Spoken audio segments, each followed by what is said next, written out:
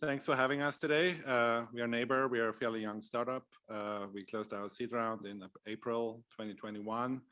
And there was, of course, some lead up before that. But so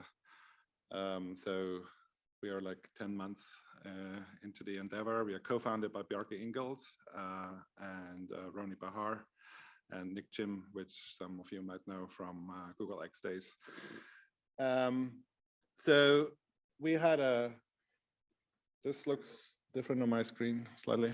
Anyway, we had a really deep look at the housing market in the US, and we find that there's a very, very significant gap between the supply of condo units, which is around 20,000 a year, to what we call the latent demand. So we can see a demand nationwide of around 4 million units. So we are 3.9 100,000 80 units short. So, and on top of that, within that very few, within those very few units which are being supplied, there is very little being supplied for middle income. And with middle income, I'm referring to somewhere between 100% AMI to 180% AMI. So in the San Jose context, where our prototype is for a 4-person household, 160, 180% AMI starts with it's a 6-digit number starting with a 2. So it's very, very significant income households which cannot afford to own. So this graphic shows this a little better. So as I said, there's very, very little product for the what we call the missing middle. There's a lot of product in the condo sector for luxury, and there's some product which is subsidized in the affordable housing range, but there's nothing in between. Developers have a strong preference for rentals for multiple reasons. I will not read all of this. One big thing for us is the condo liability. So anything we do is actually a big hurdle to overcome, but I'll talk about ownership a little bit more, but ownership is so important to us that we want to resolve this from day one. So, and as I said, at the moment, inheritance is the most common path to ownership. It's very, very hard for the majority of income groups to own their house. So in the typical AMI bracket, what I just mentioned, it can be taking way over 20 years to save up for a 20% deposit. So we're trying to break this vicious cycle, and I will look to Richard from the previous panel to let us know where we are on his curve. I'm thinking we are probably somewhere in the strong upwards section. So let's see.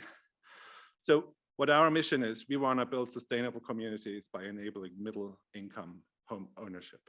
And with sustainable, I not only mean environmental sustainability, I mean social sustainability, I mean sustainable communities. A sustainable community is a growing community which is non-transient, which has spaces to gather, which has spaces for rituals, which has preferred coffee shops and all of this. And again, where our prototype is in San Jose, these things hardly exist, and they're so important. And I don't know who mentioned it previously. I think it was Randy. You know, just by choosing the location right and by providing high-rise mixed income density housing in urban centers, we have naturally a much lower carbon footprint. And on top of that, of course, we are doing all the beautiful things which come with mass timber construction and the very, very clean grid in California. So our strategy is to sell directly to consumers. BJ just mentioned this, and it also came up this morning. I think it's really important to understand who is my customer. And my customer is the consumer. My customer is not a developer, it's not a GC, it's not a supplier, it's the consumer. And we are optimizing for that. A developer doesn't optimize for that. A developer optimizes for profit. We optimize for living experience. So in order to be attractive to the consumer, we need an exceptional product, and Josh will expand on this at length. Well, within the 12 minutes we got. And in order to provide this exceptional product, we need an automated delivery platform, which does take benefit from scale, which does take benefit from a asset-light supply chain. We are also on the asset-light side, similar to Juno and not so similar to what we heard this morning. It does require to automate some of the design processes, and long-term, it does require to automate some of the manufacturing processes. So why is ownership so important to us? There's a saying, nobody washes a rental car, right? And I think that says it all. We need people who take care of the place they live in, of their street, of the street trees, of the plazas, of the sidewalks. They need to be vested in their community to create cleaner and safer streets. And eventually, with an increased level of ownership, we will also gradually be able to counter NIMBY arguments. And the most important thing is we want to build generational wealth. We want to have an inclusive growth in our communities. So my dream is that the construction worker who is actually building the project can afford to live in the project, and ideally they can come from the neighborhood or they've grown up in the neighborhood close by. So we want to grow generational wealth. As I said, scale is the driver, and I already touched on some of these points. Long-term, we really want to speed up the process drastically so we can provide the product to the consumer within 6 months. That doesn't mean 6 months construction. It means that from the time the consumer transacts to the time the consumer moves in, it's roughly a 6 months time frame. We are seeing in our first project timeframes which are closer to BJ's schedule, but we'll get there eventually, I hope. And we want to capture the entire consumer experience. So it of course starts with the product, but it actually goes from the time the consumer transacts throughout the entire life cycle of the consumer in the building. So the product experience, again, Josh will touch on this in a minute, but it has really high ceilings, it has natural materials. We have a clear ceiling height of way over 10 feet. And there is customizable customization options, which are limited for these first projects in order to keep our module count down. But eventually we want to offer maximum flexibility. And then there's the buying experience. Everybody's welcome to go to our website, nabr.com, which has some walkthroughs, and it's the starting point for the buying experience. And at the right-hand side of the screen, you see what we call the LEAP program. So it's a special financing program we are offering for a percentage of the units, which allows you to put a 1% deposit down and then enter into a rent-to-own scenario with a fixed buying price from day one. And typically, consumers will be able to convert into ownership after 5 years. So it's really, enabling a path to ownership which is feasible. The living experience is built around health and comfort. We are putting the system in place. There is more and more development around home automation. And this is our first building. Again, Josh will talk about this. So there is, So with this approach, we want to shift part of the rental demand towards ownership, and we want to make sure that the remainder of the rental demand maybe considers some of the rent-to-own models we are offering. And ultimately, we hope that we can align the entire industry from consumer over capital and suppliers and the community. So Josh, you want to take it from here? Yeah, sure. Thank you very much, Daniel. Yeah, I'm Josh Plourde. I'm product lead for Core and Shell for NABR. So I'll tell you guys a little bit more about the product system that we're working on. And BJ, where are you? You did such a fantastic, oh, there you are. BJ did such a fantastic job presenting. So thank you very much, BJ, for setting that up.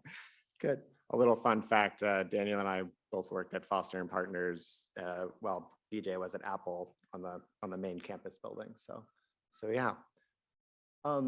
So we're also building an ecosystem, right? And for us, that ecosystem is tripartite. So essentially we have the physical product, which of course everyone here is probably very well familiar with, where we define either a component or a component assembly that has a model, that has a BOM attached to it. It has a set of engineering criteria. Everyone knows about this.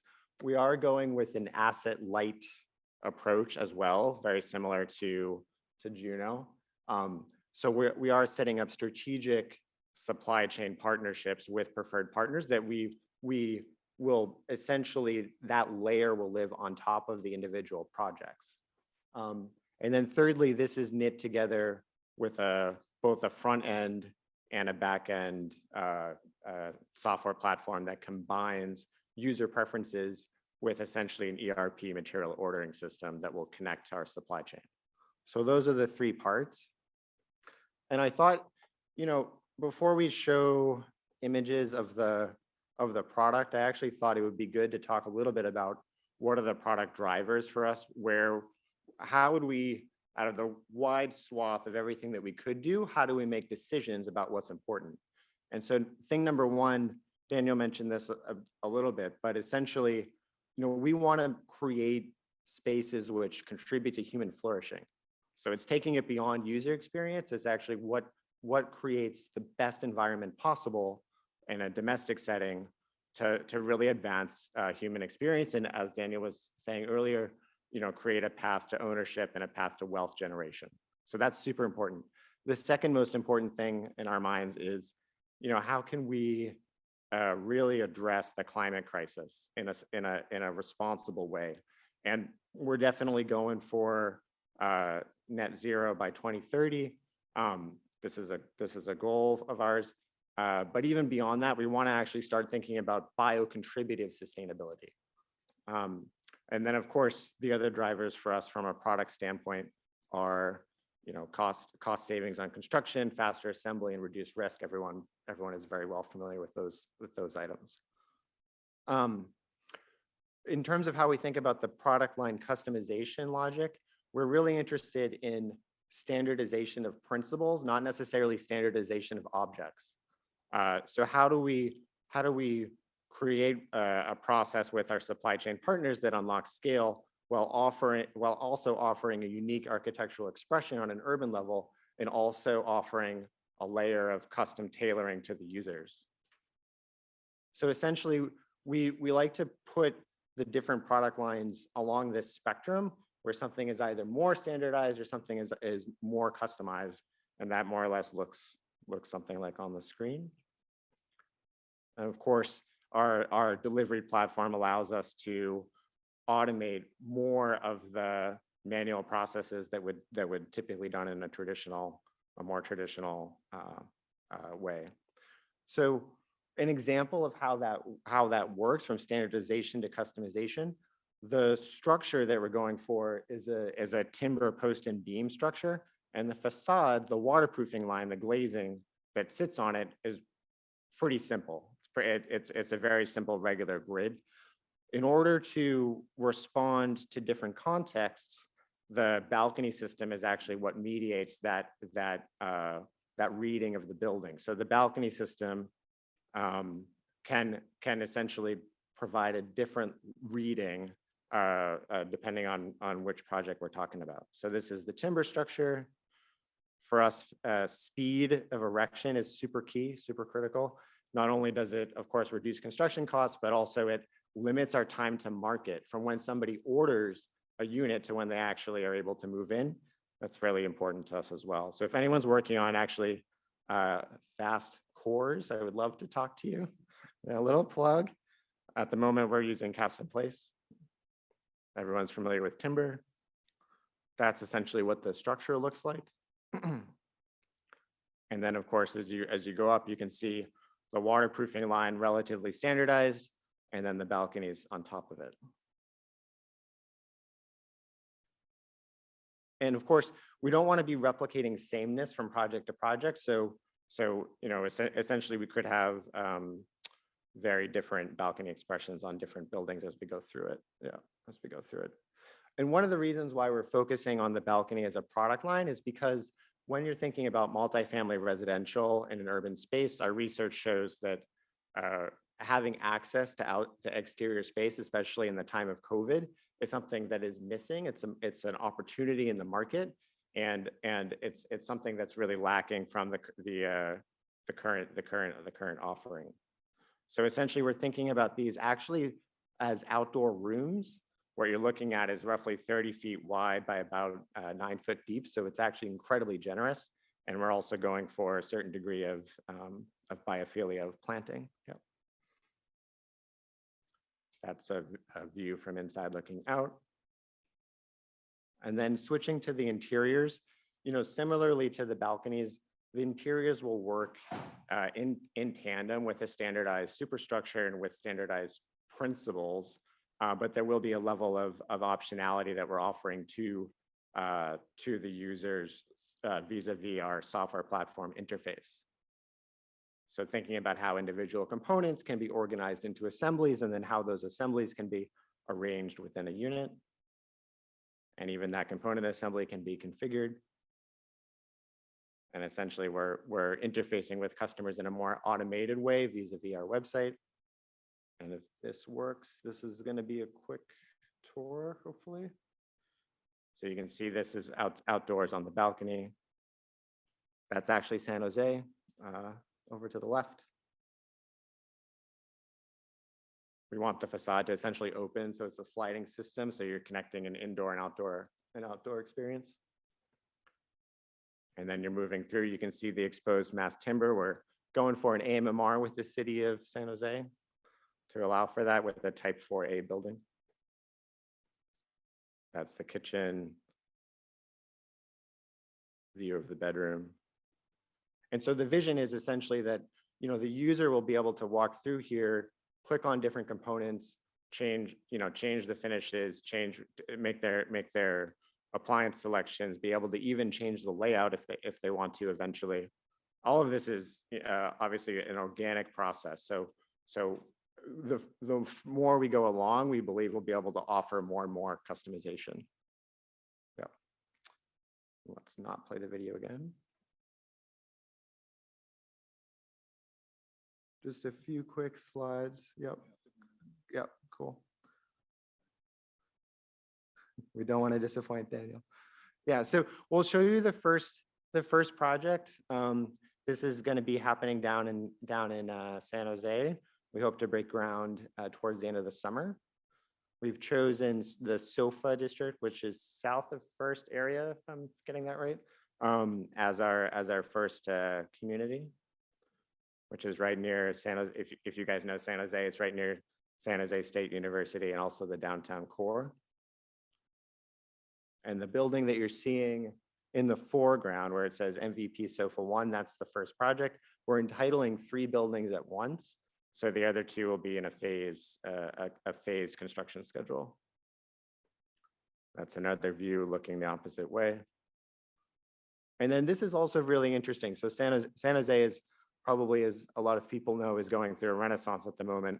You can see the 3 buildings that NABR is entitling, but also all these blue buildings are projects that are on the boards, which are by the developers. So while the neighborhood is actually quite low and quite flat right now, and in 5-10 years time, it's going to be growing quite a lot. And then we're also very, very, very interested in creating strong community connections. And we essentially do that in 2 ways. One way is by offering a public plaza, so actually building less density than we could, and offering a public plaza and supplemental green space to the community. And then in the second way is essentially opening up the amenity program to be also public facing. So for example, that could be a wellness center which members of the public can come in and use. It's a view of the plaza. Another view, you can see some of the interiors, some of the retail. This is the ground floor main entry.